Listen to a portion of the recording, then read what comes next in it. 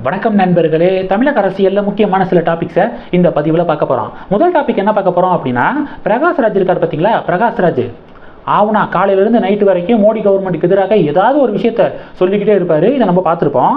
இப்போ பிரகாஷ்ராஜ் அவர்களுக்கு எதிராக ஒரு செய்தியை பார்க்க முடியுது.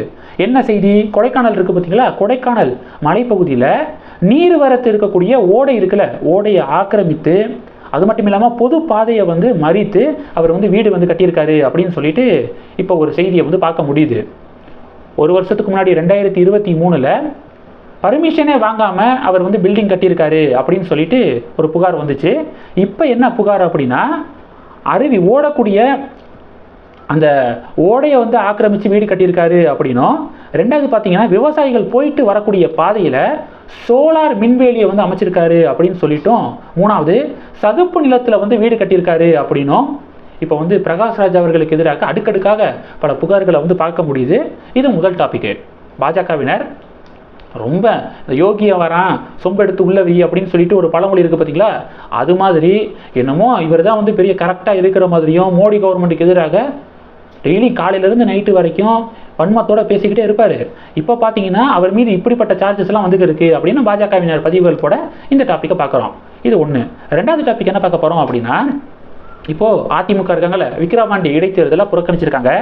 இந்த வருஷ கடைசியில் உள்ளாட்சி தேர்தல் வரப்போகுது. இப்போ அந்த உள்ளாட்சி தேர்தலையும் அதிமுக புறக்கணிப்பாங்களா அப்படிங்கிற சில கேள்விகள் முன்வைக்கப்படுது. 2009 ஜெயலலிதா அவர்கள் 5 தொகுதி இடைத்தேர்தலை அவங்க புறக்கணிச்சாங்க. அது மட்டும் இல்லாமல் பிறகு உள்ளாட்சி தேர்தலையும் ஜெயலலிதா அவர்கள் புறக்கணிச்சாங்க. இப்போ அதிமுக அதே மாதிரி இடைத்தேர்தல் விக்கிரவாண்டி இடைத்தேர்தலை புறக்கணிச்சிருக்காங்க. இந்த வருஷ கடைசியில் உள்ளாட்சி தேர்தல் வரப்போது, அதை புறக்கணிப்பாங்களா அப்படிங்கிற சில கேள்விகள் முன்வைக்கப்படுது. இது ரெண்டாவது டாபிக். மூணாவது டாபிக் என்ன பார்க்க போகிறோம் அப்படின்னா, 2 வீடியோக்கு முன்னாடி சொல்லியிருந்தால, கர்நாடகாவில் பெட்ரோல் டீசல் மீதான வரியை கர்நாடக அரசாங்கம் உயர்த்தியிருக்காங்க. பெட்ரோலுக்கு 3 ரூபா, டீசலுக்கு 3 ரூபா 50 பைசா உயர்த்தியிருக்காங்க அப்படின்னு சொல்லிட்டு ஒரு செய்தியை பார்த்தோம். ஆம் ஆத்மி பார்ட்டி, அப்போ நாங்கள் மட்டும் என்ன தக்காளி தொக்கா அப்படிங்கிற மாதிரி ஆம் ஆத்மி பார்ட்டி என்ன பண்ணியிருக்காங்கன்னா, பஞ்சாபில் அவங்களுடைய ஆட்சி தான் நடக்குது. அவங்க மின் கட்டணத்தை உயர்த்தியிருக்காங்க.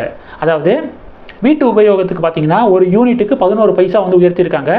இண்டஸ்ட்ரியை பொறுத்த வரைக்கும் யூனிட்டுக்கு 15 பைசா விலை உயர்த்தப்பட்டிருக்கு, மின் கட்டணம் உயர்த்தப்பட்டிருக்கு அப்படிங்கிற ஒரு அப்டேட்டை பார்க்க முடியுது. இது மூணாவது டாபிக்.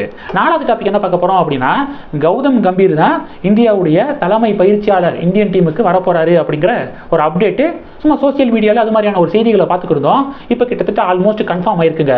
இந்த மாத கடைசியில் பிசிசிஐ இந்த அறிவிப்பை அஃபிஷியலாக இந்த மாத கடைசியில் வெளியிடுவதற்கு வாய்ப்புகள் இருக்குது அப்படிங்கிற ஒரு அப்டேட்டை பார்க்குறோம். கடைசி டாபிக் என்ன பார்க்க போகிறோம் அப்படின்னா, தமிழகத்துடைய ஃபைலை எடுத்த அமித்ஷா அப்படிங்கிறது அடுத்த டாபிக். மத்திய உள்துறை அமைச்சர் அமித்ஷா அவர்கள் சிபிஐ, இடி, என்ஐஏ இவங்களுக்கெல்லாம் ஒரு உத்தரவை பிறப்பிச்சிருக்காரு. தமிழகத்தில் 8 கேசஸ் நிலுவையில் இருக்குது. இடி கேஸாக இருக்கட்டும், சிபிஐ இவங்களுடைய அந்த 8 கேஸ் இன்னும் நிலுவையில் இருக்குது. முன்னாள் அமைச்சர்கள் இப்போ அமைச்சர்களாக இருக்காங்க. அவங்களுக்கு எதிராக சில கேஸ்லாம் அதில் அடக்கம். அந்த கேஸ் விசாரணையை விரைவுபடுத்துங்க அப்படின்னு சொல்லிட்டு இப்போ அமித்ஷா அவர்கள் உத்தரவை பிறப்பிச்சிருக்காரு அப்படிங்கிற அப்டேட்டை பார்க்குறோம். அது மட்டும் இல்லாமல் இந்த போதைப் பொருள் கடத்தல் தொடர்பான விவகாரம் போய்க்கு இருந்துச்சு பார்த்தீங்களா, அது குறித்தும் விசாரணையை தீவிரப்படுத்துங்க அப்படின்னு அமித்ஷா அவர்கள் ஏஜென்சி கிட்ட சொன்னதாக சில செய்திகளை பார்க்க முடியுதுங்க. ஸோ இதன் காரணமாக இனி வரக்கூடிய நாட்களில் தமிழகத்தில் நிறைய ரைட்ஸ் நடப்பதற்கான வாய்ப்புகள் இருக்குது அப்படிங்கிற ஒரு அப்டேட்டை பார்க்குறோம்.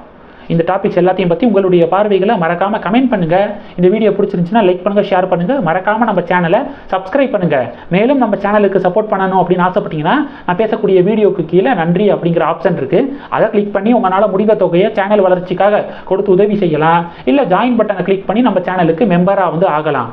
நன்றி. ஜெய் ஹிந்த்.